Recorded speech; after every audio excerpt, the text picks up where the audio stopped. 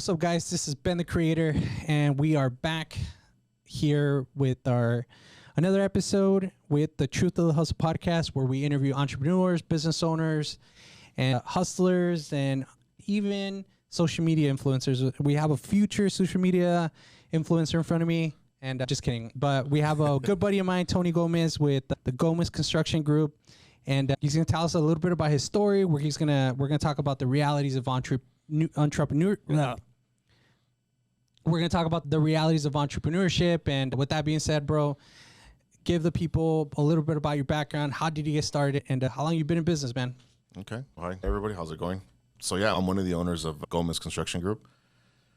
Yeah, man, I don't want to say it was a mistake getting here, but this is, my life took a turn, right? And this is how it all became to be. But I mean, long story short, my dad was one of those guys that came here, cross the bridge or whatever you want to call it. Some people cross the Rio Grande or whatever, but my dad was one of those guys that came here, bro, with basically nothing besides the las ganas de trabajar. He wanted to come here with everything to work. But my dad was that guy that used to work two jobs. My dad used to do construction during the day, and he used to sweep warehouses at night.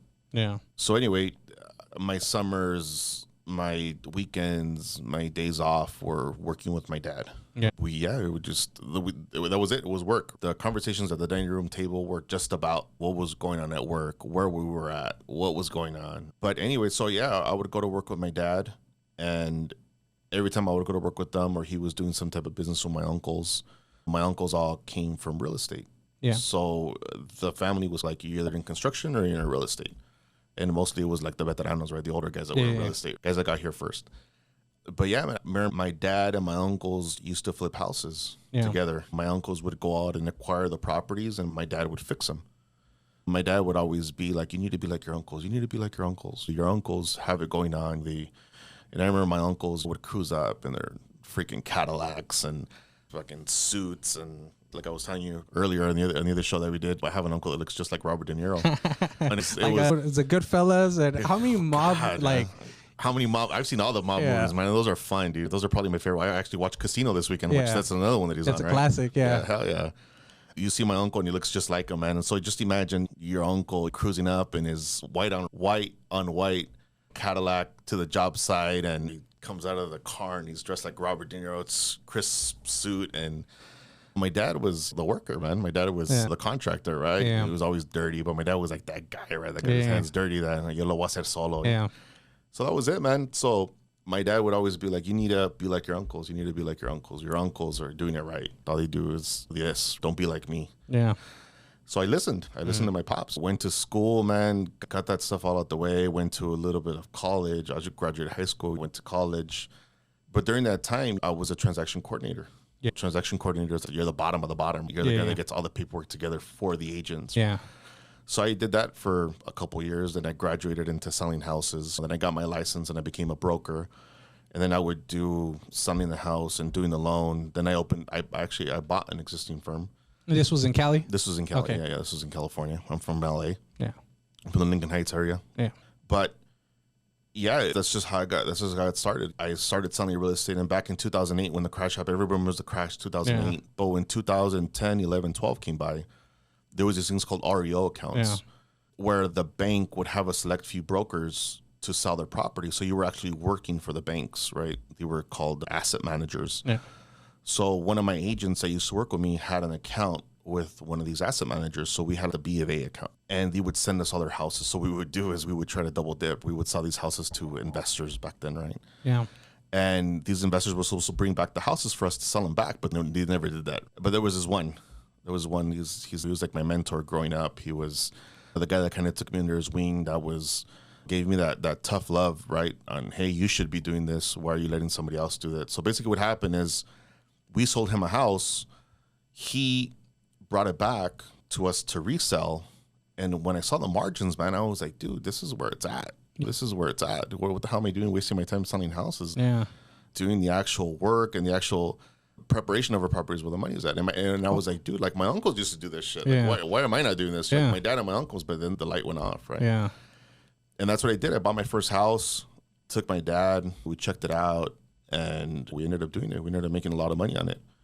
Sold my firm, and got out of the business, man. Kind of said, all right, forget selling real estate, doing loans, and I'm going to go into development or real estate. Yeah. And then I just graduated from that, man. I went from doing flips to developing land.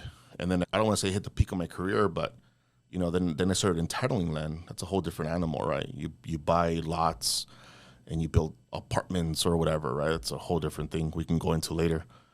But in 2015, 16, 17, man, things got real competitive in LA. Yeah. I was finding myself putting a bunch of money into these flips and developments where it wasn't making any sense anymore. Yeah.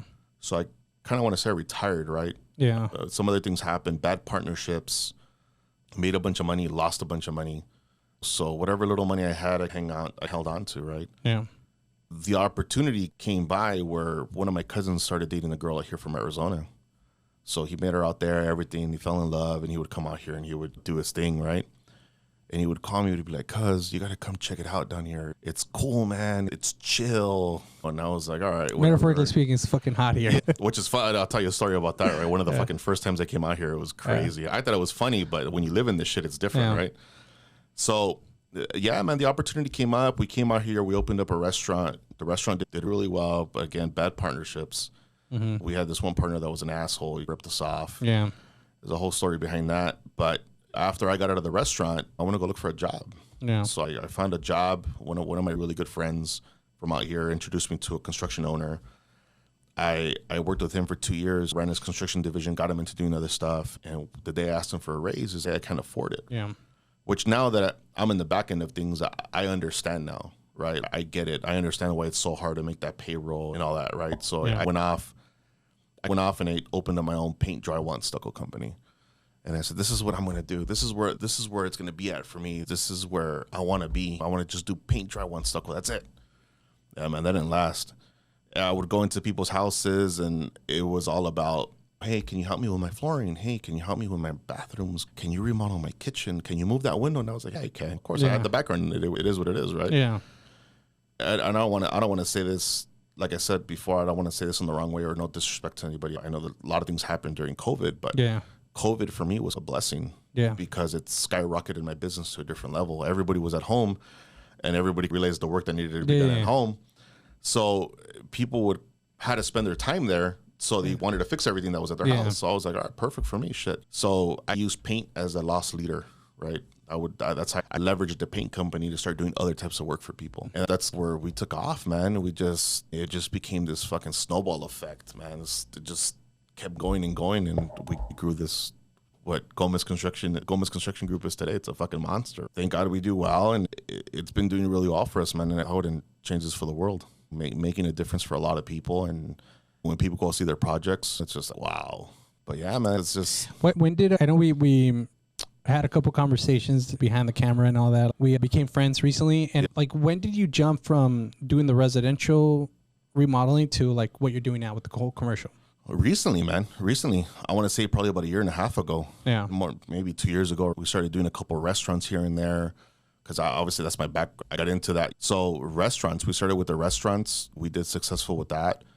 Then we moved on to, if you guys check us out online, you'll see the projects that we've done. But we did this really cool one recently on Motor Collective. I saw that on Instagram. Yeah, and it skyrocketed us to a different level. Right now we have a bunch of people reaching out to us. We're also going to be building a few chains. But For restaurants, a couple of restaurant chains. So that's where we're focusing on the commercial for now, right? Yeah. We still do residential, but we pick and choose who we want to do it with now, right? Yeah. It's like we talked about earlier. It's like a fucking relationship. We might not make it till we get married, right? Yeah. So some people are they're just too much to handle. We're friends with benefits. I know, right? Yeah. So it happens, right? But yeah, man, it hasn't been too long to answer your question. It's been about 2 years. That's cool, man. We've been successful at it, so we're good. That's awesome, man. And to touch on a little bit on the personal side of things, dude. I know you mentioned you're from Lincoln Heights, bro. Like, how was your experience? Because like you grew up there in the 90s, right? Yeah. In the 90s, early 2000s, it was pretty wild shit, dude. I remember when I hear in that time frame, bro, there was a lot of. I grew up in Maryville, bro, and so you get it. Yeah, so there was a lot of hood shit going on, and I'm not gonna say this to like bash Cali or anything like that, but Cali was they're going through harder shit, dude. So it was rough, man. Tell me about your experience with that, man, living over there around the 90s. So I like to say that where it came from made me. Yeah.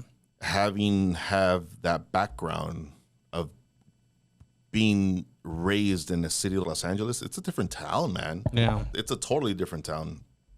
If you don't have your shit together, somebody will come and take your lunch money, bro. Yeah, but growing up in the 90s in somewhere in LA, especially like Lincoln Heights, Yeah. I know there's a lot of people out here in Phoenix. I run into them and everybody smells us. I feel like people from LA have a smell, man. Everybody points us out. Yeah. Hey, you're from LA? I say, yeah, dude, what's up? I met a lot of us, right? Yeah. But yeah, man, not trying to get too deep, right? But my brother was killed because of gang violence. It was a horrible time. My brother was killed in 96. So I was a youngster, man. How old was he? I was 7 years old. My brother was 19, brother. Damn. So think about it. I'm 34 now, and Yeah. I think up to the time when I was 19. You're a kid, man. Yeah. You're a mocoso still. You still don't know what to do with yourself. Was he in the wrong place or? No, he was involved. You had to be involved. Yeah. You had to be involved. There was no choice. You would walk down the street and you're wearing the wrong color hat or the wrong color shit, t-shirt. You get your ass kicked. No, hey, where Yeah. you from? I thought you would just beat your ass. Yeah. It's what it was. Yeah. It's the sad reality, and it's what it was. I know out here I hear a lot about Maryville and stuff like that. I say it was got ahead of the South Side. Thank God we don't have too much of that anymore. Yeah, man, Yeah. but it's rough, man. But again, that's what kind of gave me character. And I don't say I don't say that lightly. Yeah. But I feel like sometimes you don't have to go through things like that, but it definitely molds you a different way. Right? Yeah. You definitely do look at things a whole lot different. Right, there's the consequences of life, right? The consequences of what you did or what's going on.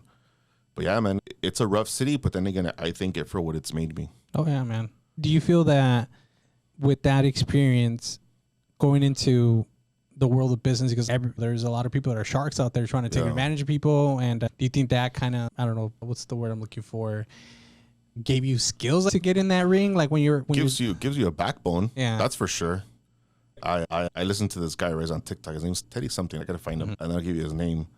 But how much can I cuss on this? Or I don't care. This guy's favorite saying is, "You can't make money if you're a pussy." Yeah, and it's 100% true. Yeah, if you're a punk and you're a pushover, man, people are gonna take your lunch money. You might get lucky once or twice, man. But if you don't have a backbone, or if you just don't do things the way you're supposed to, somebody's gonna come and take your lunch money, man. Somebody's gonna come and put their hand in your pocket and they're gonna take it from you. There's nothing you're gonna do about it. Yeah, it's just rough. And construction's even rougher because we deal with a bunch of guys like ourselves. So we all come from the same background. Most of us do. It's what it is, man. It's just, you got to step it up or get pushed out the way.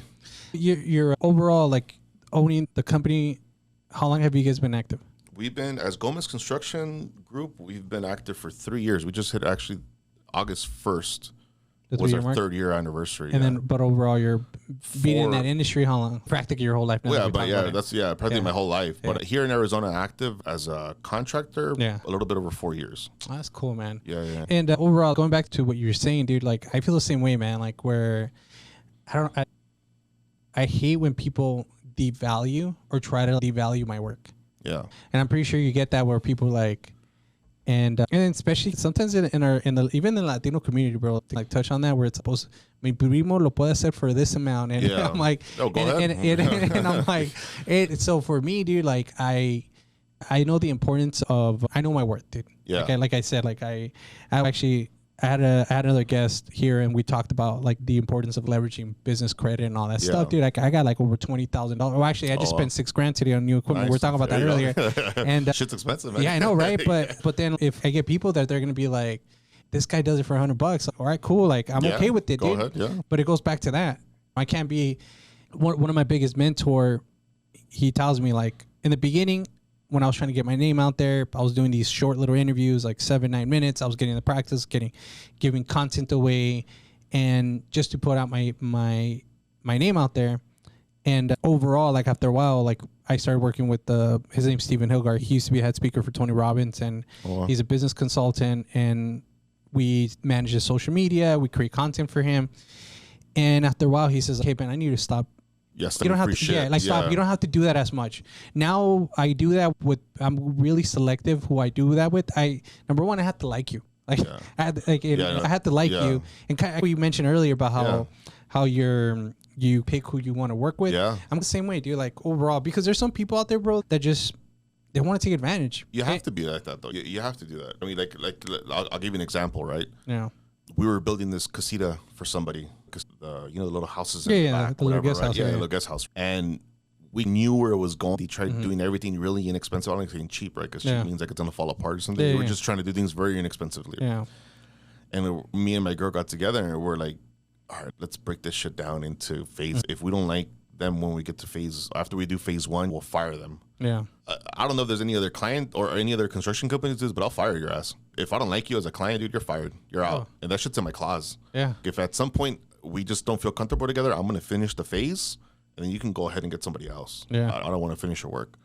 Just because it's only going to get worse. It's funny, yeah, we were building this phase and we got through phase 1 really difficultly. We hit phase 2 and phase 3 came around and we're like, just How do you have that conversation? You just tell them, dude, that's it. You're too much to handle. I love that. I'm blunt, dude. I'm just like, hey, you're too much for me. You guys take way too much of our time. We're all in this to make money. Yeah. And I'm not making enough for me to cover my overhead. Man, it cost me like $4,500 a month, man, just to call myself a contractor. Yeah. Our insurances, our liability insurance, our umbrellas, our car insurance. Like, dude, it's crazy. Our licensing fees are nuts, dude. So some people don't understand that. And when you have that, I tell people it sucks, but I can't compete with the guy that works out of the back of his truck. Yeah. I'm a full-scaled company now. Yeah. So it's funny to say that aloud, right? But it gets difficult. It gets really difficult to start competing with some of these smaller guys. And that's all good, man. Yeah. I mean, I don't knock the hustle. But when that guy, we've had instances where we go back and we fix somebody's problem like that. The guy wasn't licensed. The guy didn't have any insurance. The guy didn't even have a business card. It's like, dude, how did you give this guy a deposit? And he doesn't show up. Yeah. We got. With us, it's like we have an office. We have a presence on social media. Shit, you can walk to the local coffee shop and you'll find out who we are. You can't hide from anybody. Yeah. But as there's these guys that do work out of the back of the truck, we just can't compete with them, man. That's the type of work you're looking for. My respect to you. If you can't, I don't want to say you can't afford it, but if you can't afford it, it is what it is, right? Yeah.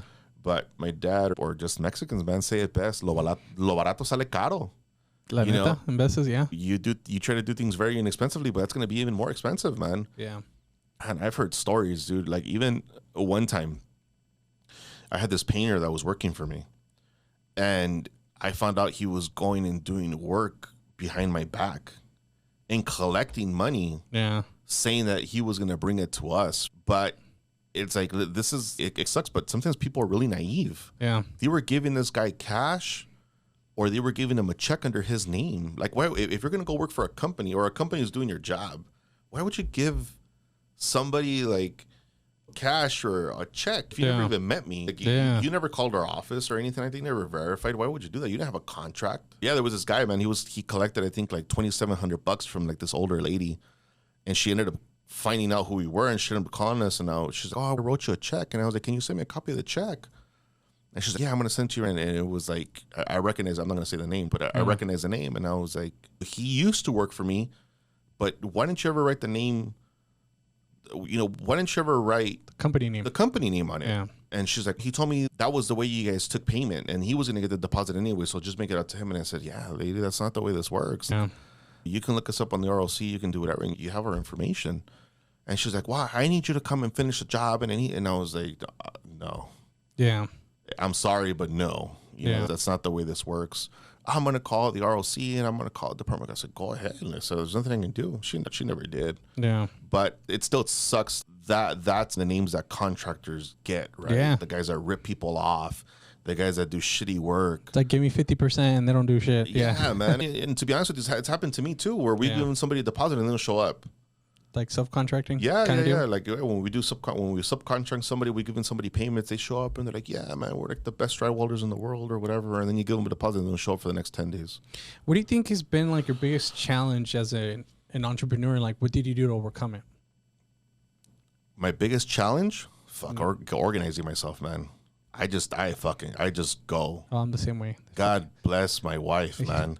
She keeps this shit down. Yeah. Because it's harder. You say it right. You talk to entrepreneurs and hustlers, right? You have to be a hustler first before you become the entrepreneur, right? Yeah. But what got you here is not going to get you there. I'm sure you've heard that 110 different times, right? Yeah.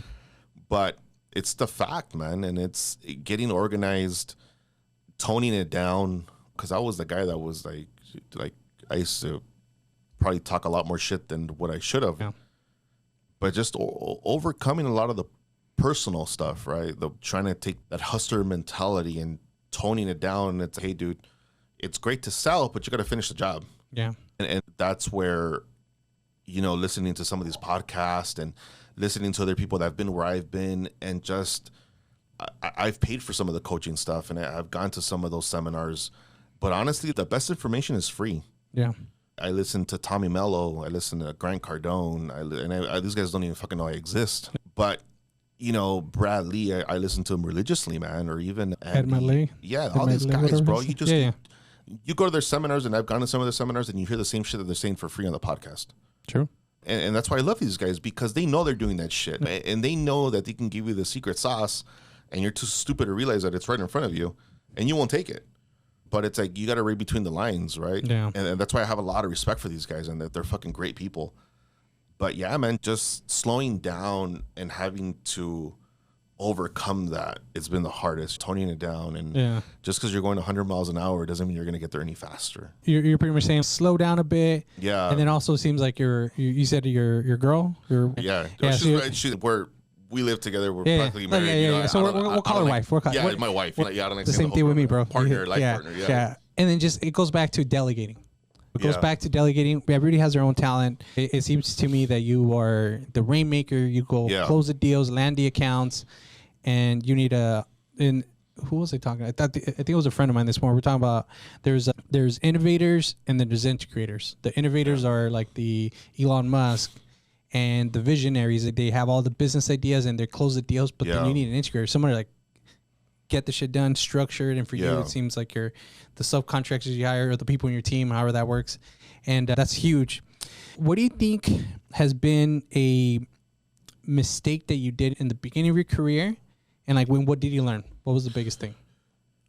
The biggest mistake, underbidding just to get the job.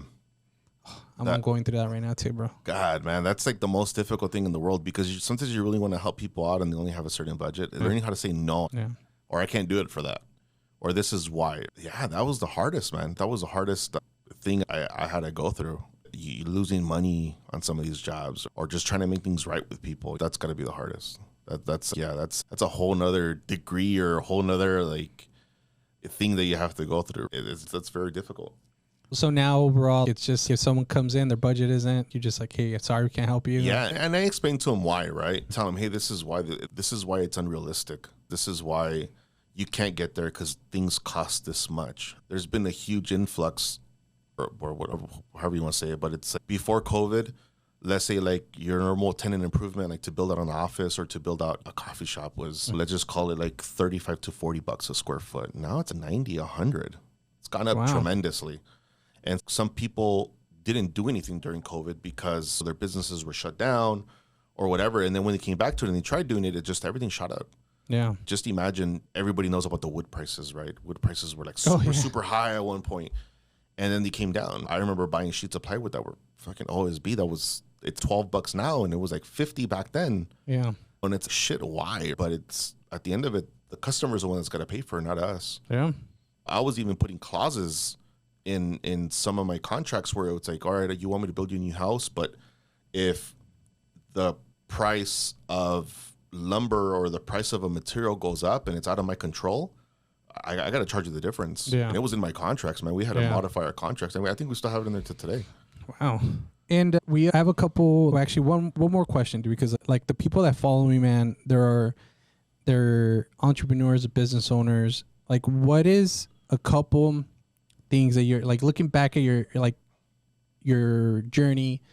What's one piece of advice that you would love, that you would have said, hey, you know what, if I would have got this advice, it would have made a huge difference. I could have avoided these headaches, freaking made more money. Oh man, that one's easy, man. Stop listening to those fucking fake gurus, man. There's no secret sauce. Yeah. It's fucking work, dude. Get your ass out of bed and work. Wake up early and work. There's no easy route. There's no such thing as the easy way. The easy way is the lazy way. There's still ways to be lazy. My dad thinks I'm lazy. He thinks I don't do shit, but he understands that I run a company now. But my dad's way was like, fucking work hard and you get there, and that's what it is, man. It's just what it is. Just that everybody works different, right? Yeah. So I would say just that. There's no fucking secret sauce. There's no easy way. Just fucking do it, man. Nike said it best. Just do it. Just get out of bed. Just launch yourself, man. It's always better to know that you tried than you didn't. That's the easiest way to describe it. It's just, it's not easy. It's never going to be easy. And the day that it starts getting easy is because you're doing shit wrong. Yeah. There's never, you just have to learn how to operate at that level. That's it. You know, what me and you do it's different, but it's not different. We're both entrepreneurs. We both like to do different things. I'm always trying to get in trouble, and I'm always trying to look for the next project, right? Or the next thing that I want to do, right? Yeah. But it's, dude, you just got to give it your all, man. And think about it. Like one of my friends, right? Fabian, he owns a taco shop. It's Kelly Tacos, right? He's another guy that's from my neighborhood, and he's from Boyle Heights. I'm from Lincoln Heights. And we just grew up the same way, right? And the other day I was having a conversation with him, and he was taking his kid to football practice. And I was like, damn, man, it's hot for these kids to be. He's like, fuck that. He goes, being in football ain't for pussies. You got to just fucking do it. True. And it's going back to that, man. He said something, and I couldn't have said it better myself, where he's, hey, bro, I'd rather work for 5-7 years, and I'd rather bust my ass and do it now and spend the next 30 years enjoying my family. Yeah. You know, you miss a little bit on the front, but it's fucking sacrifice, right? Yeah. You got to sacrifice. If you don't sacrifice and you're out there buying shit that doesn't really matter, now I get it, man. Now I don't go out and look for the fucking $200-$300 pair of jeans anymore. No, I don't go out. Dude, I wear company shirts all day, every day, but that's it. It's easy, right? Yeah, it's easy, bro. It's like my dress code, right? That's what it is. Dude, I still have at least 5 pairs of brand new shoes I haven't even opened because I go to the store, I like them and I buy them, but shit, I never have time to wear them. Yeah. But the point is, don't go out and spend your money on stupid shit. Reinvest in your company. Oh, yeah. But like you said today, man, you spent $6,000 today, and that shit hurts, man. Trust me, I get it. You know what? It doesn't anymore. Yeah. Because I see like it in the beginning when you're like doing it, you don't understand where you're learning. It's harder, right? It's harder. Yeah. But now it's just makes sense. Yeah. Like, boom. I'm going to be able to up my prices a little bit. Be able to, right now, what I want is to be known for quality and quantity. Of course. Because we specialize on the long form content. Yeah. We convert into short form content. And it's just like, all right, like you come with me, I'll give you 2 weeks worth of content. Or if you're more of an aggressive client, hey, you come film twice a month and we'll give you a whole month's worth of content. Like it's worth it because the problem I'm solving right now is we do the whole social media management. Yeah. We do the content we're saving people's time. Yeah. And that's the problem we're solving, dude. It's another thing too, Diego. Yeah. Diego said it best too, because when I was going through the struggles of how to charge people, he's like, how does it say it? What is it? When you add value to somebody, it's way easier they're not gonna ask you for your price. What is it? How does it say it? Absence? Value is only a problem when there's an absence of value. Something like that. Yeah. Right? I gotta ask him. But what he said made a lot of sense. Yeah. And if people are asking your prices because you're not adding enough value, long story short, I mean, we can do this all day long, and I'll never ask you your price because I know you're going to add a bunch of value to us. Obviously, if you don't have the budget, you don't have the budget. But it's like the other day, I got to speak. I'm also part of a board that's just taking off. Yeah. We help other Latino business owners. We do it for free. If anybody ever wants to ask something about a business, shit, come ask me. Hit me up on my DMs. Reach out to me. Just, hey, I have no problem helping people out, man. I love helping people because I want to prevent somebody from going through some of the shit that I went through and save somebody a headache. But going back to that, where you were asking about, or you were saying about whole spending money, it's what it is, bro. But anyway, I was talking about, I got to go speak at this event, and there was this guy there that does like marketing, right? And his marketing's, I'm going to put $100 on my Instagram and boost it. It's like, dude, that ain't marketing, bro. You know, at least not to me, it's not. And they're like, oh, man, it's a lot of money. But the same guy that was saying that he spent $100 has $3,000 fucking red bottoms on. Or his wife has a $4,000 Louis Vuitton purse. It's like, dude, you should have invested that money into your fucking company because that's going to give you to go buy 10 of those fucking purses. Yeah. And since people rather spoil themselves and not put any money into your business, and how the fuck do you want it to grow? Yeah. The time will come. Yeah. You just got to be patient. That's it. And it's, dude, you got to put your money in it. Dude, to this day, my payroll on myself is inconsistent. If the company needs something, the company's going to get it before I ever will. That's awesome, man. Yeah, it's what it is. But I know that I'm doing it for a greater purpose. And if not, and let's say it doesn't take off and this all goes to shit, fuck, at least I tried.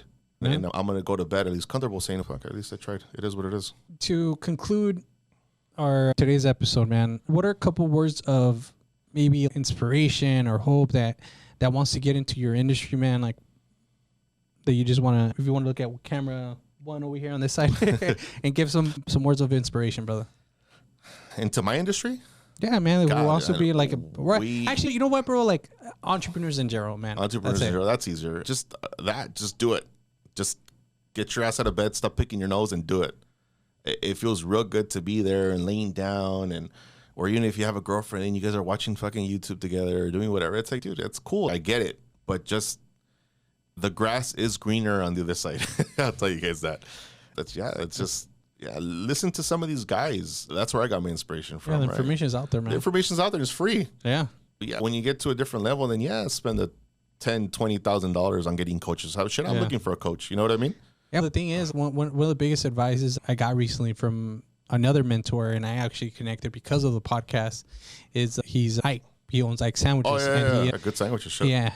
And he told me, he was like, if you want to learn and be the best at whatever industry, find a mentor. Yeah. And if you can't find it, he says, like, for me, I've been blessed. My biggest mentor, Steven Hilgard, he was the head speaker for Tony Robbins for years. Yeah. His mentor was Tony Robbins. And we manage social media and all that stuff. So he's right there. And then Ike recently, like, we'd be having conversations, and he's a blessing. But I have that. But if you don't have that opportunity, dude, YouTube, like we just said, podcast, do your own research, and that's it, and grow, man. So if people want to connect with you, bro, and potentially hire you, or just, like you said, they want to ask you questions about business and entrepreneurship, what's the best way to connect you? Yeah, if anybody wants any time or any free advice, man, they can always hit me up on my DMs on my construction page, Gomez.construction group. That's the best way to get a hold of me. Just there's a couple of us that have access to that. But if it's one of my messages, I'm sure my wife would tell me, like, hey, somebody reached out to you. You know, and I'm more than happy to do that. Or if you guys want to look at some of our work, GomezBuilt.com. Gomez Construction Group was already taken, somebody else. So this is Gomez Built. So people know him as Gomez Built. It says Gomez Built or Gomez.construction group on our Instagram. All right, bro. Appreciate you, man. Yeah, man. I appreciate you, man. Stopping by That was today. great. Yeah, for sure. It was great. All right, man.